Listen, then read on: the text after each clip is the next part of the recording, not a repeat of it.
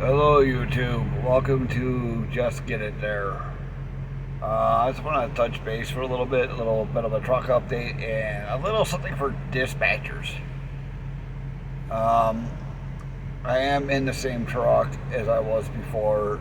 I will be doing a truck tour of this truck once I get in better climate. I was in North Carolina for a couple days and now I'm in Virginia.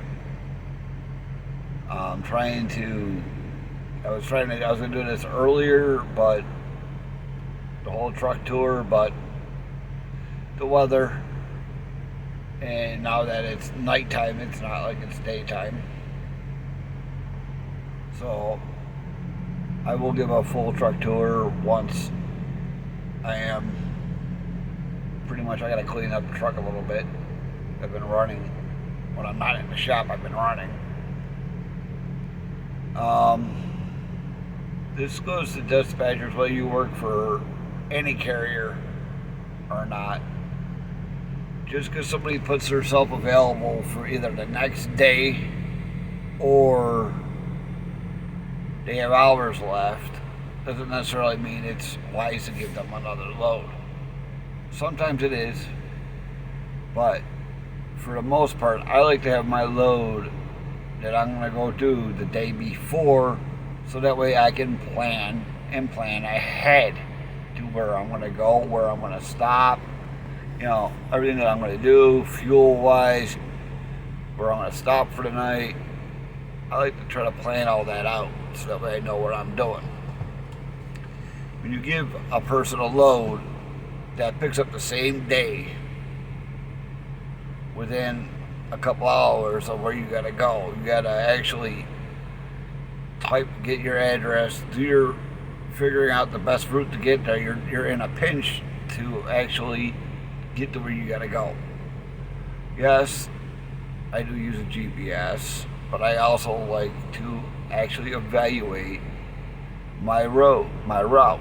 I may know a better way to get there versus the way that they want me to go or the way the GPS is going. Sometimes, and plus I want to be able to Google map this place to see what it looks like facility-wise, to see what might be the best way to get into it.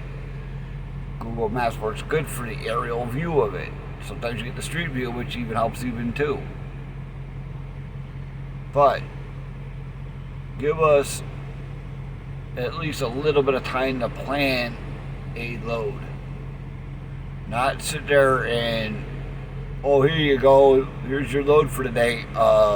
Yeah. Or what I've had happen to me lately is they wait till I get unloaded where I'm picking up, or I'm going to pick up at the exact same spot. Give me that load information for that next pickup before I get there, or send me to one load, wait a minute or two and say, hey, this load, send a free form message saying, hey, this load is after the one you pick, after you drop off, it's at the same facility, here's the load information. Once you're empty, we'll dispatch you on that load. But we'll give you all the pickup information, so that way when you go check in, you can give them, say, hey, I'm here for this load. Whether it's a live load or one's a live load and the other one's a drop and hook, they may just say to drop it at the door, leave it at the door, go grab your loaded trailer and you can get out of here. It all depends on the company. Now, it's happened to me a couple times where I've gotten loads where they were supposed to be picked up at the same facility. I had to go all the way back to the guard shack, check back in, then come all the way back out.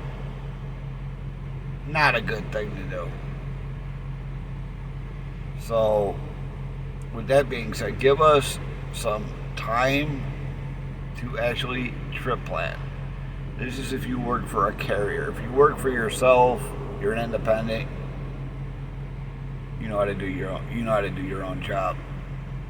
you know how to do what's best for you.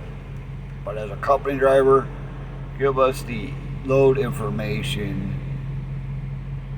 the day before, and then the next day before we leave, send us another load that we can get, especially if we're going to pick up at the same place. Save a lot of time, a lot of aggravation, and a lot of headaches. And especially if you're a trainer, which I may be doing soon, I don't know yet. That's still up in the air. You know, it helps with training. That way you can train the student the right way of doing this job and not the wrong way, which is get the load and then go.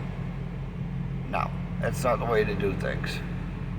The way we do things is we get the load information the night before, and then go pick it up the next day. Or if you're dropping off your load and you're going to pick up the next load, that way you can get closer to where you're picking it up, whether you pick it up the same day or the next day, depending on how much time you have available on your clock. And everybody will tell you that maxing your hours out makes you the most money. It does not. If you kill your clock you kill your 70-hour clock in an 8-day workday, that's not good. Because if you don't gain nothing on the 9th day, you're sitting for a 34-hour reset. Not a good thing. But I will be doing the truck tour videos soon. I'm not sure when exactly I'm going to do it. It all depends on weather and timing. If I get the right time to do it, I will do it. But until next time, this is goodbye for now. See you on the next video. Hopefully sooner rather than later. Bye for now.